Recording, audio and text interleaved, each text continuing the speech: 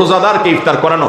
নবী করিম সাল্লাল্লাহু আলাইহি ওয়াসাল্লাম বলেছেন, যদি কেউ কোনো রোজাদারকে ইফতার করায়, আল্লাহ রাব্বুল আলামিন ওই রোজাদারের রোজার কারণে তিনি যে সওয়াব পেয়েছেন তারটা তিনি পাবেন, অতিরিক্ত বোনাস হিসেবে যেই লোকটা ইফতার করালো রোজাদারকে, আল্লাহ তাআলা তাকে সমপরিমাণ সওয়াব দান করবেন।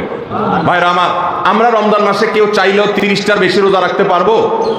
30টা বেশি আমরা রাখতে পারবো না। কিন্তু যদি আপনি চান আপনার আমলনামায় 60টা রোজার সওয়াব লেখা হবে, তাহলে সম্ভব। আপনি 30টা রোজা নিজে রাখলেন, আর 30 দিন একজন রোজাদারকে ইফতার করালে তার রোজা রাখার সমপরিমাণ সওয়াব আপনার অ্যাকাউন্টে জমা হয়ে যাবে।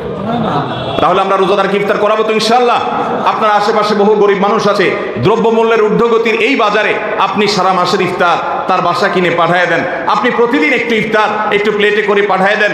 আপনি কোনো পথচারী পথিক, পথে হয়তো ইফতারের সময় হয়ে গেছে, বাসায় যেতে পারে না, গাড়িতে আছে, একটু পানির বোতল একটু খেজুর কিনে তাদেরকে দিয়ে দেন। সামান্য একটু প্রচেষ্টা বিপুল পরিমাণ সওয়াব আমাদের পাওয়ার সুযোগ তৈরি হবে।